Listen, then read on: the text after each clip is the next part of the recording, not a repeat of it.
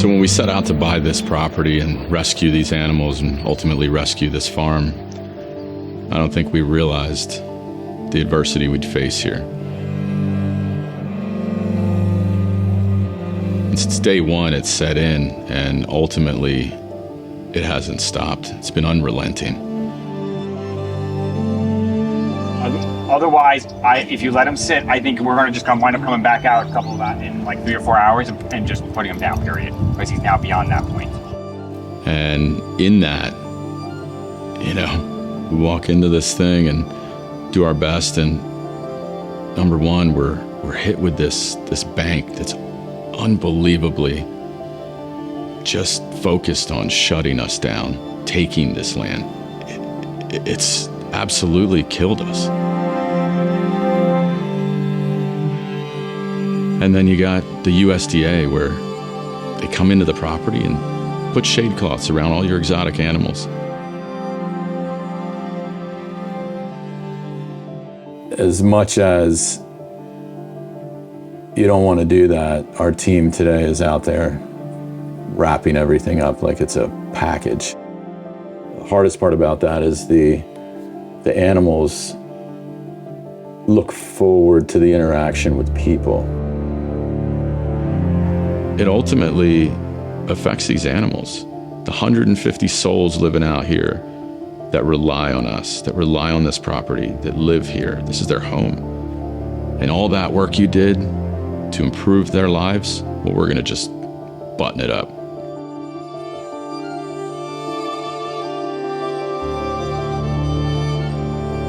And then the noise ordinance. Brevard County Commissioners unanimously approved updates to the county's noise ordinance for unincorporated areas of the county. Under the new ordinance, noises that are plainly audible 300 feet away from their source from 7 a.m. to 10 p.m. can be subject to enforcement action. The distance decreases to 150 feet away from 10:01 p.m. to 6:59 a.m. We survive on events. We survive in this place so we can put on weddings and events and fundraisers, and our weddings are fundraisers. They're a joyous occasion where people come together and raise money for animals. We call it weddings with a purpose. When you're coming in doing something like this, and then you keep coming up against all these obstacles, I think at a certain point you can't help but question, why has this become so difficult when we're just trying to do the right thing? The repercussions of the noise ordinance at this point in time are this fact that it becomes a misdemeanor. Gives them a vehicle to come in and not only fine us, but I was told, walk me out in cuffs.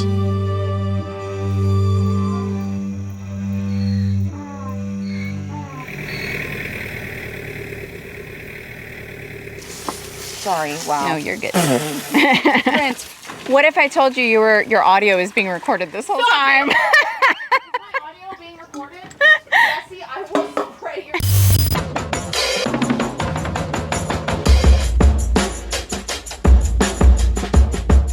Romelia Farms is actually a 36-acre wildlife preserve right out here in North Merritt Island. It's a nonprofit organization dedicated to the mission of rescuing animals that need a permanent home or potentially to get in better places, better shape, and then potentially find other homes in the future. But we also are a place that offers a lot of opportunities for the community to come together in the way that families come to Romelia Farms and they enjoy really up close and personal relationships with the animals. They get to learn about them, and they get to do a number of different things that they wouldn't have the opportunity to do in other larger types of zoo environments. Absolutely, yes, yeah. Yeah, and I can also take a picture, or Mel can take a picture of the both of you all together. Yeah. Yep. For all the things. Short way up the road here, about 6 miles, you have the historic launch site for NASA of Pad 39A, which is now launching weekly SpaceX rockets into space, along with many other organizations out here. It's pretty cool. We witness them right here all the time from the farm. The animals are used to it.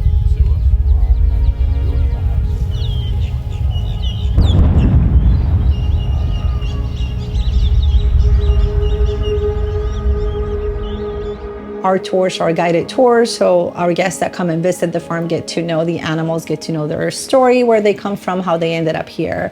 And then we also do, we have horseback ride-ins, we have a wedding venue on property, but our main mission and our dedication is to the rescue of wildlife that needs a permanent home. What's up, Hammy? You remember how big he was? He would fit right in the palm of my hand. Hey, Bubba. 2 years ago. Hi, buddy. You want to tell him to sit. Hold it up like this and tell him to sit. This place is their home. We set out here 3 years ago to save these animals. They were in a dire situation, more than 150 of them at the time, and they really needed rescuing. And my wife and I set out to do that, and Lina and I really jumped in with both feet and every bit of what we had. We might be able to see her bury her egg. She's, no?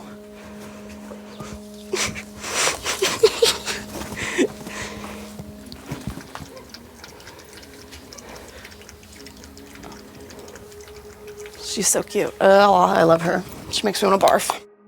The thing that surprised me the most was how certain animals click with certain people. Caesar likes his neck scratched. There's so many animals out here that steal your heart, for sure. But yeah, this sweet boy's Tigger.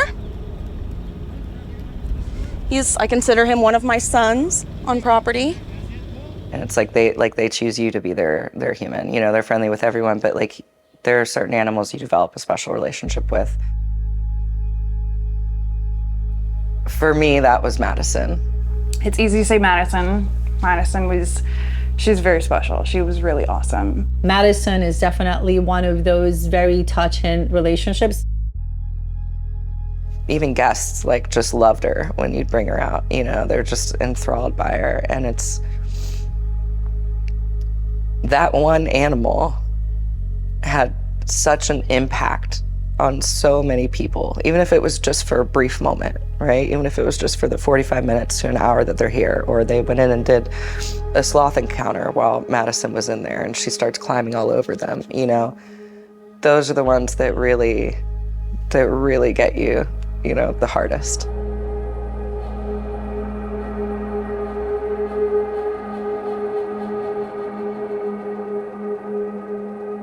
We're here to do a ribbon cutting and kind of a dedication of this rainbow bridge for Madison, our anteater, who passed away on June 16th, 2023. And so when she passed, we wanted to create something in her memory here on the farm that would stand forever.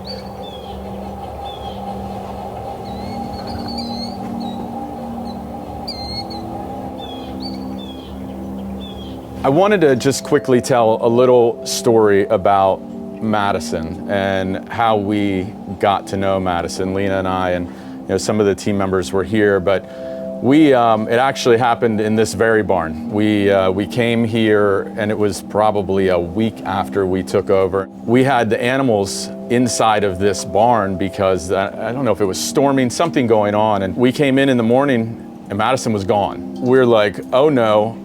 What are we gonna do? Lina hears this rustling, goes up, and she sees this shadow in a trash bag. Well, Madison decided to take a nap early on. She'd been sleeping all day inside of a trash bag 10 feet, with food. She went 10 feet, found a trash bag.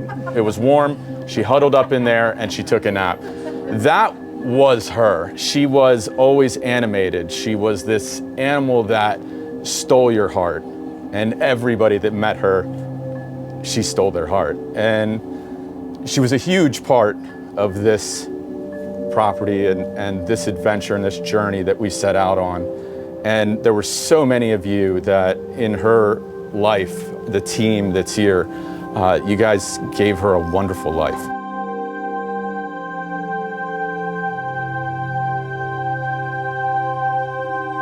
All the animals we love dearly, but she was one that definitely had my heart, which she resides on my leg as a tattoo, so. Caesar. And then, of course, we had Buck, which was one of our horses that we lost recently this year, actually in the last few months.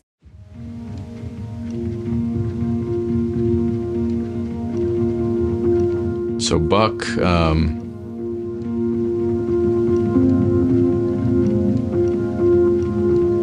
know, you go into a bar and there's that guy that everybody loves and he's hilarious as hell and, you know, captivates everybody. And, you know, that was Buck. Buck was this larger than life horse filled with character.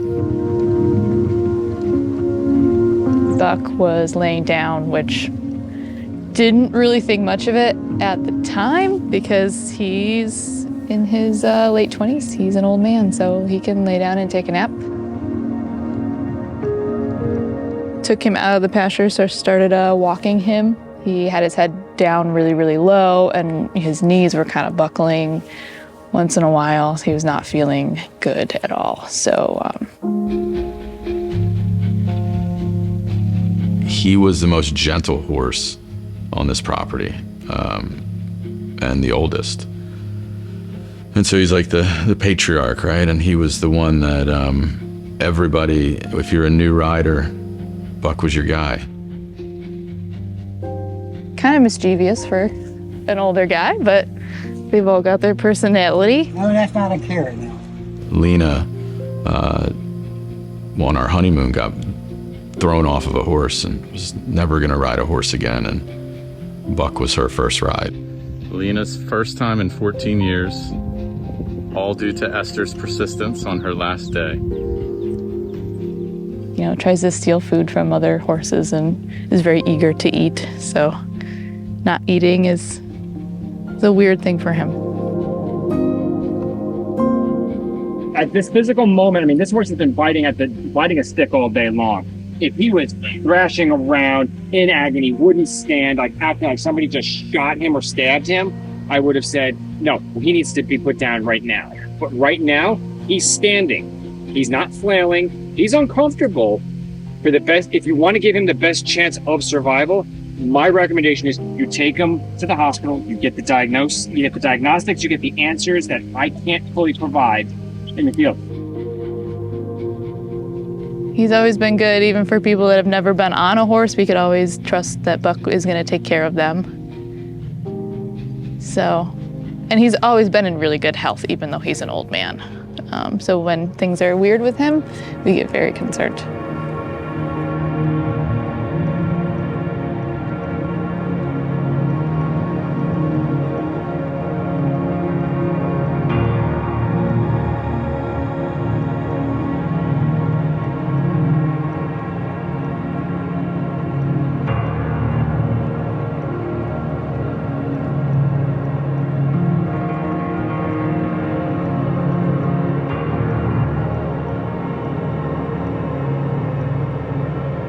All right, so we're at our second stop. We just stopped at the Okahumpka Service Plaza. Yeah, he's standing up now. I'm on the phone with the doctor up there, so yeah, she said don't sedate him, just leave. Yeah, so. Went to do sedation for Buck, and he's seemingly okay, standing up. He's been standing the whole way, and quick pit stop, and we're back on the road. Got about 35 minutes to go before we get to the emergency hospital. I just spoke to the doctor over there, and they're patiently awaiting his arrival.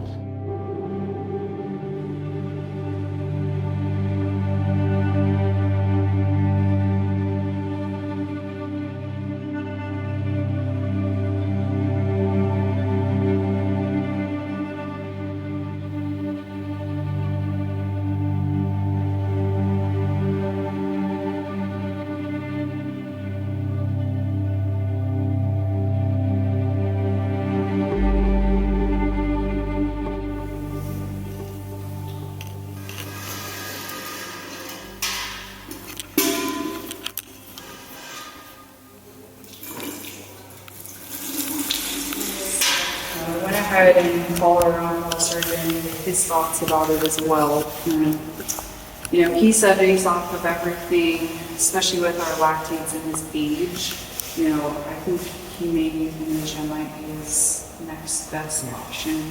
I would imagine he's in a great deal of pain, especially with his heart rate as high as it is. You know, I think he's just not showing us. So I think he's a pretty stoic guy.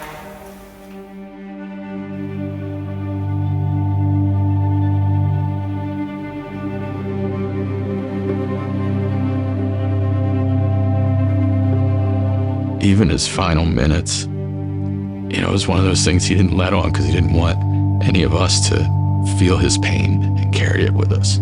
It was always the giving horse, always the one that would not want to see other people worried about him. He wanted to care for everybody.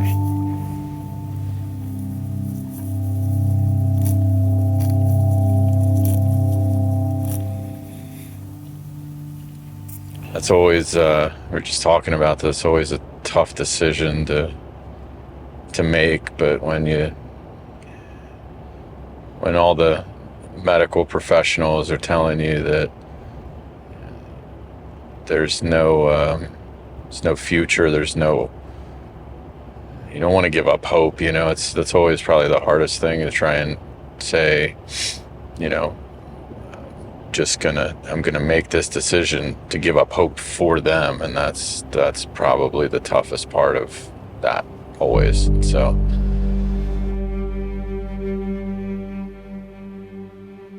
he was a lot of people's first time back on a horse. He was a lot of kids' first time on a horse. And if you look at the gravity of that, if you look at what he gave to people through that, it changes the perspective on just him being a horse.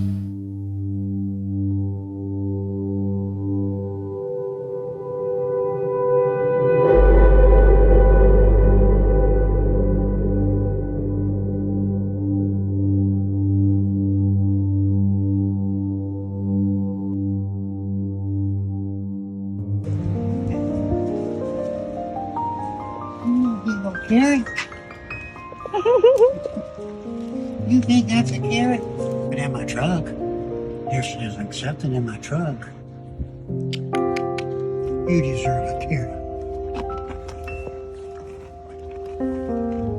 Here, Johnny. Come here, Johnny. Here.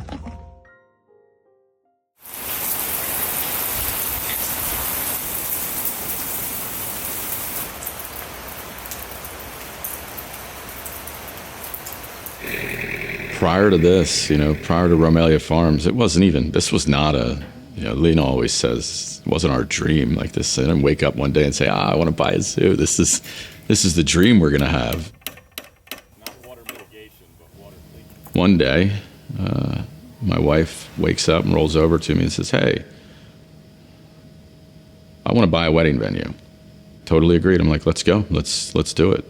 Thinking she's going to come back, month, 2, 3, 4, 5 months later, and hey, I found something cool, let's go check it out. I didn't think it was 2 days later.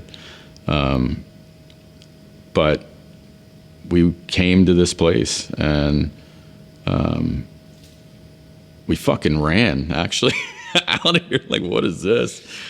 It was actually, we ended up doing a tour, and it was the concrete pits. This is where the sloths were at, like this was their home. This was their entire life. The concrete pit is actually the reason why I'm sitting here today. And the concrete pit is just a place in the backside of the farm that when we first came to tour the property was housing several animals, sloths, the anteater, cavies, porcupines. There were a large number of animals in these pits that were originally intended to be gator pits. And then, yeah, the fox was down in this one. I think you can actually still see the little house. There was water there, and there wasn't a drainage system or anything like that. So all the animals that I just mentioned now that lived in these pits really didn't have dry ground, especially during the rainy season, which is in Florida the largest part of the year. And when I walked through there, to me, it felt like a prison for animals. It felt like a place where no living thing should have ever been housed in. filled with water. The anteater was out here. The porcupines were out here. There was a lot of our animals were out here, and it was just deplorable. I mean, there's no other word for it, you know. There's, like, even just standing here now, it's like...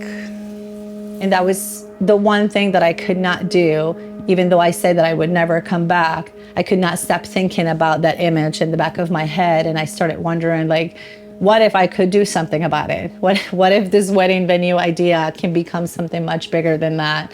And what if I could get those animals out of there and do something great for them? And then every time I say that, I'm like, well, that sounds like a very crazy thought. And the more I thought that was crazy, the more I realized that there would probably be very few people who would actually consider something like that, which then led me to understand that the fate of those animals was what it was, unless a crazy person, a crazy family like Jeremy and I would decide that, hey, maybe we can do something about it, and we will. And it wasn't until that night, went to bed on the 25th, and I wake up to my wife just ugly crying, sobbing tears. Again, kind of, you know, she woke me up the month prior, hey, I want to buy a wedding venue. Well, this was much different. This was, I can't go living the rest of my life knowing that there was even an ounce of possibility that we could rescue those animals, and we didn't. And that was the moment. It was almost like this idea became a reality right then. For us, it was such a no-brainer in the idea that we would have a lot of community support simply because we knew that we were doing the right thing.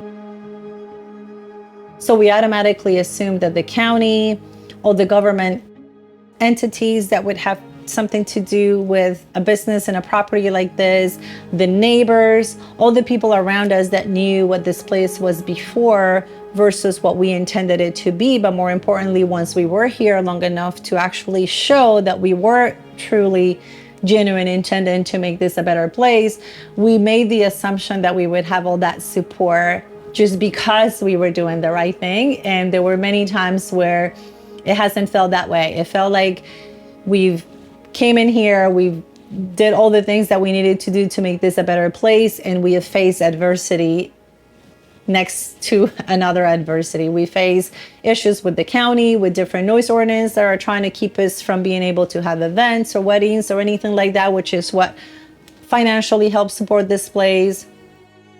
We obviously face issues with neighbors that just do not want to have this property be what it is because it's open to the public, and they feel like cars driving through their street is probably not something that they want, and they're very vocal and complain to the county authorities, which they in turn come to us and say, okay, what are you guys doing there? But all while we're thinking like, okay, hey, we're doing the right thing here, so why isn't everybody happy about this? Why were we okay with having the animals in concrete pits?